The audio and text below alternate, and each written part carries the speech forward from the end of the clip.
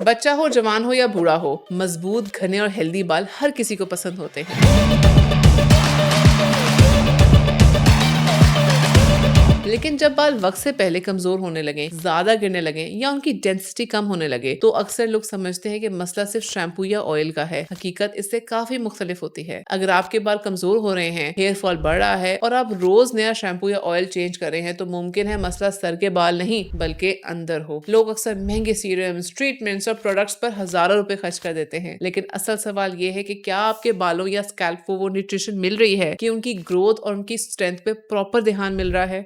हकीकत ये कि बालों की सेहत सिर्फ कॉस्मेटिक प्रोडक्ट से मेंटेन नहीं होती। हेल्दी हेयर ग्रोथ के लिए हेयर फॉलिकल्स को प्रोटीन, विटामिन, मिनरल्स और मुनासिब ब्लड सप्लाई की जरूरत होती है। अगर बॉडी में इन न्यूट्रिएंट्स की कमी हो तो सिर्फ टॉपिकल प्रोडक्ट्स को इस्तेमाल करना अक्सर काफी साबित नहीं होता। सबसे पहले एक साइंटिफिक फैक्ट समझिए। ज्यादातर अडल्ट्स को आम तौर पर अपने बॉडी वेट के हिसाब से तकरीबन 0.8 ग्राम्स प्रोटीन पर केजी डेली खानी होती है। जब डाइट में प्रोटीन की कमी हो जाती है तो हेयर फॉलिकल के पास नए और हेल्दी बाल बनने के लिए जरूरी रॉ मटेरियल्स कम होना शुरू हो जाते हैं, जिससे हेयर ग्रोथ और स्ट्रेंथ अफेक्ट हो सकती है। इसीलिए प्रोटीन रिच फूड्स जैसे दाल, टोफू, पनीर, एग्स हेयर के स्ट्रक्चर और स्ट्रेंथ को सपोर्ट करते हैं। लेकिन सिर्फ प्रोटीन ही काफी नहीं होता। ओमेगा 3 फैटी एसिड्स भी हेल्दी स्कैल्प के लिए बहुत इंपॉर्टेंट है। ये स्कैल्प को नरिश करते हैं, इन्फ्लेमेशन को कम करने में मदद देते हैं और हेयर फॉलिकल्स के लिए एक हेल्दी एनवायरनमेंट क्रिएट करते हैं। ओमेगा 3 के बेहतरीन सोर्सेज में chia seeds, flax seeds, walnuts और फिश ऑयल शामिल हैं। अगला न्यूट्रिएंट है विटामिन डी। रिसर्च के मुताबिक विटामिन डी हेयर फॉलिकल्स के नॉर्मल ग्रोथ साइकिल में अहम किरदार अदा करता है। इसकी कमी हेयर थिनिंग और एक्सेसिव हेयर फॉल से जुड़ी होती है। इसकी नेचुरल सोर्सेज हैं धूप यानी कि सनलाइट, मिल्क,